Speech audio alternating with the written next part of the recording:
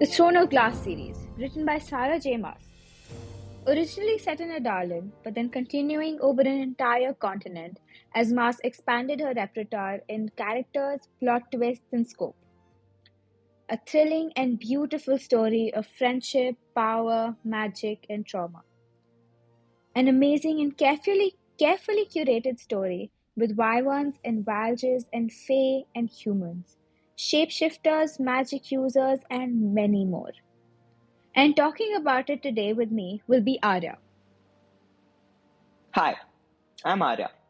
I quite like to read and write, but talking, and as my friends would like to tell you, yapping, is my special passion. It's great to be back here on Bookbibuli.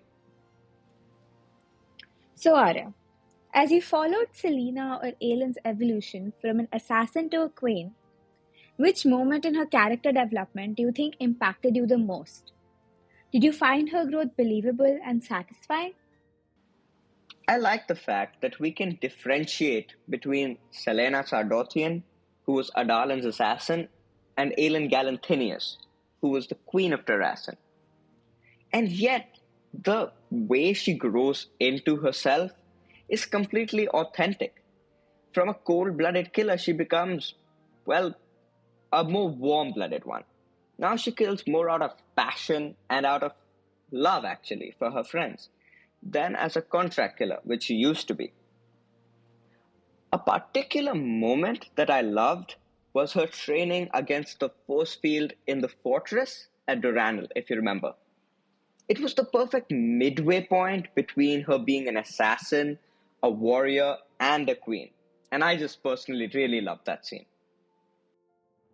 On the topic of that fortress at Duranel, I was recently thinking about how many different locations and settings J. Maas used. And what I realized was that one of the series' strengths is its richly imagined world.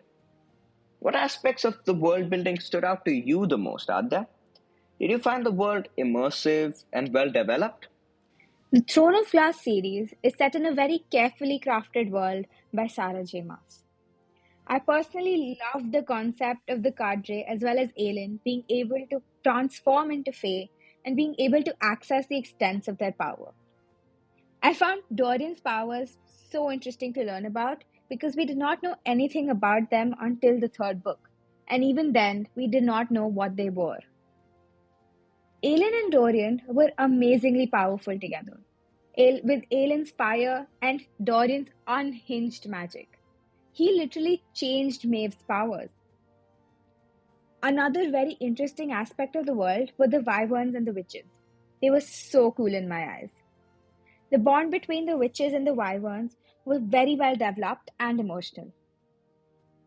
I found the world extremely immersive and interesting. However, like most fantasy books, it was a little difficult to figure out what was going on in the first few chapters, but then it was smooth sailing after that. I was addicted to the plot and the world of Throne of Glass by the second book. Another thing that I was hooked on with the series were its intricate plot lines filled with twists, turns, and political intrigue. Did you find the plot engaging and well executed, Ara? And were there any plot points that you found particularly interesting or surprising or unexpected? Well, obviously, I was taken completely with the reveal that Celaena was both Aelin and Fae, but there were so many other plot points which completely blindsided me. The reveal of Erawan was one such that absolutely ripped up the fundamentals of the entire series. But then there were other ones. There was Dorian's magic, Keol's legs, Celaena's imprisonments, and Maeve's origins. However, the best one in my book was the reveal of the king's real name. I had noticed somewhat of the details. Let me explain. I had noticed that he had not been given a name, but I figured it was oversight on my part.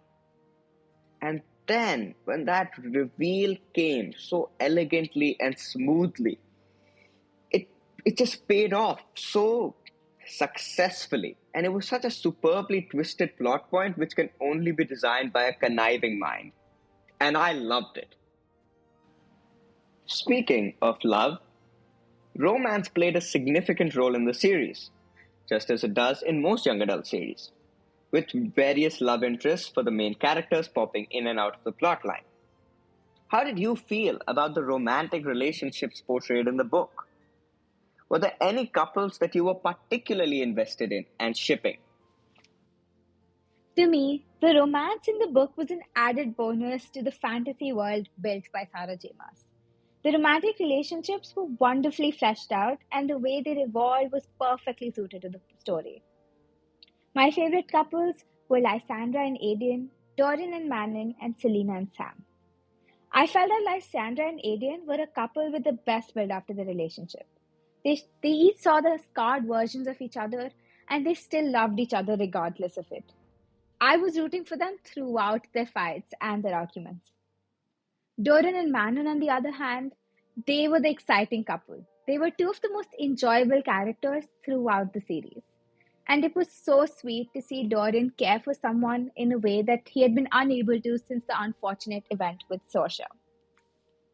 The most tragic couple of all, and the ones that made me cry the most, were Celaena and Sam. I think that Aelin would not have been the person that she is now without Sam. I'm a firm believer of the fact that while Rowan is Aelin's mate, Sam was Celaena's. I've personally always felt that a good relationship has two willing leaders and followers. Let me take the example of Aelin and Rowan so that I can demonstrate. When Aelin is down, it is Rowan who helps her fly against the currents of the wind. And when Rowan sits alone in the dark, it is Aelin's fire that chases it away. They are each other's lodestones, guiding lights, north stars, if you will. Oh, speaking of stars, I was recently using Bookbibuli's North Star program. Have you used it yet? Because I've really found it efficient and I was wondering how other people have found it. When you read a book, sometimes you have absolutely no clue where to go next, which leads to people getting addicted to screens and just being off track with their reading path. But with Bookbibuli, you can find one that not only fits with the one you've read before, but is also very good quality. When I first used it, a concern that I had was that I would end up reading the same genres over and over again, like romance, adventure, fantasy. But to my pleasant surprise, the program doesn't allow you to just sit still and stagnate. Instead, it pulls from a variety of authors and genres and keeps the waters of reading fresh. Now, back to the topic at hand. As the series progresses, friendships were tested, alliances shifted, and loyalties were questioned. What did you think about the dynamics between the various characters? What were the friendships and rivalries that you always looked forward to seeing? The dynamics between different characters were so interesting to imagine in my head while reading. Some friendships that were my favorite were Dorian and Aelin's, Nehemia and Aelin's, as well as Dorian and Chaol's. I loved the way that Dorian and Aelin's friendship evolved. Dorian started out as a romantic interest for Aelin, but then as the story moved on, he became a very good friend as well as a powerful ally. I would have loved to see more of Nehemia and Aelin's friendship as well, but sadly it was cut short. And I felt that Nehemia was one of the only people who Aelin could confide in while she was living in the castle. Dorian and Chaol were more than just friends. They were brothers. And the moment you can actually feel that is when Chaol is arguing with Aelin about rescuing Dorian, and you can see how much Dorian actually means to him.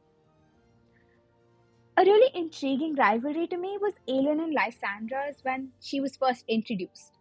In the beginning, when Lysandra was introduced, there was sort of a respect between them, as well as envy, of course. This rivalry then raises some challenges while the two are being trained by Arobin. Each book in the series introduces new challenges and adversaries. Which antagonist did you find the most compelling and formidable, and why? The antagonists in the series were extraordinarily varied. I particularly enjoyed some of the minor ones quite a lot. Cain from the first book was brutal and an introduction to many things which we had no idea of at the time. Aroban Hamel was the king of assassins and a character who got by on pure cunning and skill, which is exactly what you would expect from the man who trained Celaena. But then the big ones weren't half bad either. Erawan was the big bad, and even though his motivations arrived fairly late, they didn't truly need to be there. For you sensed his power and capability throughout, despite him never outright showing it like Aelin and Dorian did.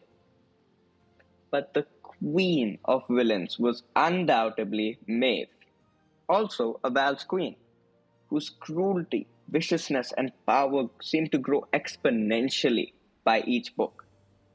From commanding the Cadra so ever so cruelly, especially when you look at Fenris's treatment, and then Aelin's in her coffin, the torture she was put through, and then even with her death, everything she does radiated malice and cruelty. So at the end, all of the villains were exceptionally well written, with just enough victories to dishearten the protagonists and the readers, but also such incredibly satisfying deaths that struck you right in the heart. And while we're on the topic of extremely satisfying deaths, most of those deaths came in the form of epic battles. And the series is actually known for its epic battles and thrilling action sequences. Can you recall a moment from the books where you felt a surge of adrenaline or excitement? One of the most adrenaline inducing scenes in the series was when Elite was racing on the horse to rescue Lorcan. It honestly felt like I was right there beside her, with my heart beating so fast. Another really amazing scene was when Aelin was fighting the Vag in Dorian's body, and we didn't know if he was going to survive or not. I was on the brink of tears in that scene because Dorian is one of my favorite characters. I felt that the ending scene of the series is very satisfying to me. What about you, Arya? Did you feel that all of the major plot threads were resolved? Or were there any loose ends that left you wanting more? I certainly didn't feel that any plot threads were left untied, and a lot of the endings gave me iotas of happiness. All of the romances that had been introduced were given the endings that the young couples deserved, but it was the character arcs that really interested me, and I would like to talk about some of them. Firstly, Adian and Gabriel's relationship was one that had left Gabriel absolutely heart-struck and guilty from the opening. And much of his motivation was because of his son, which led directly to his ending, where he fell in combat. Aelin's character arc was so good. Aelin was finally able to rest easy after years of fighting, killing, torture, and enslavement.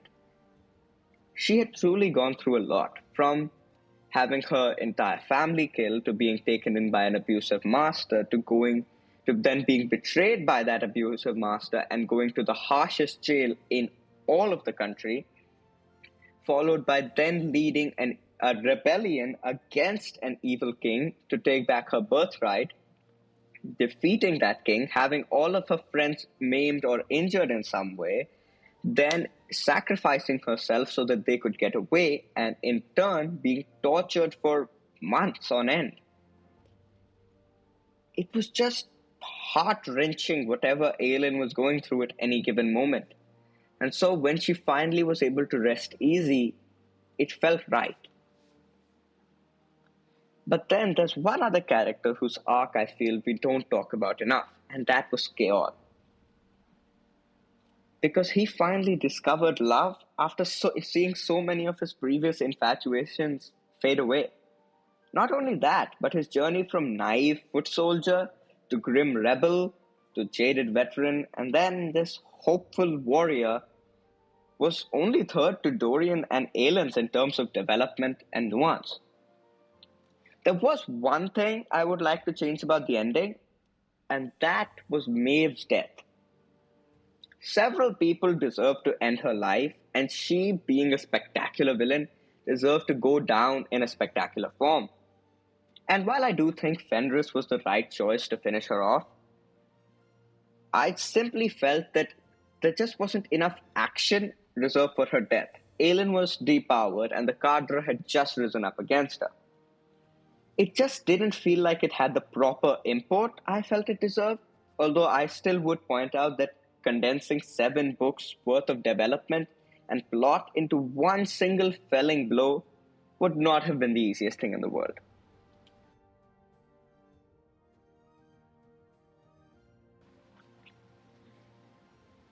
This just in, we have been informed that Aadya has not read the 6th book of the series, and so we have driven the traitor out of the studio to go and read it.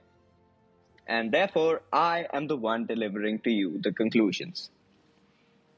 The Throne of Glass series was a series of much pomp and aplomb, written bombastically and fearlessly by the pen of Sarah J. Maas. As is expected from a 7 book series, the characters developed massively, going through several arcs which led to the finished products that we loved. A point I think that the series did better than any other I have ever read is the action. The action was so vicious, vivacious, and vivid that it could put any Marvel movie to shame with ease.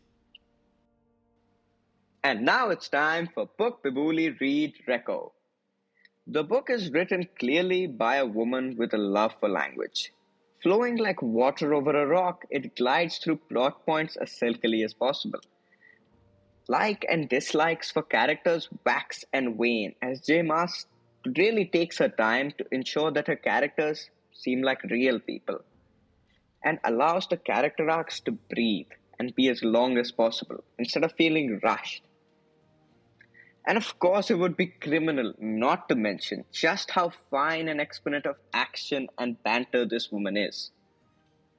The book does contain some morbid elements such as death, torture, and enslavement, among others, and hence should be given to children under the age of 14 at your own peril and with extreme caution. The ideal reading path leading up to this book would be the Twilight Saga, Vampire Academy, and the Red Winter series. The next book to read would definitely be A Court of Thorn and Roses, also written by J. Maas. Throne of Glass is a beautifully constructed tale of a girl named Celaena Sardothien and Aelin Galanthinius at the same time. An assassin and a queen, a monster and a saint, a killer and a slave. And it is vividly glorious, yet darkly entrancing. So until next time, better read, read better,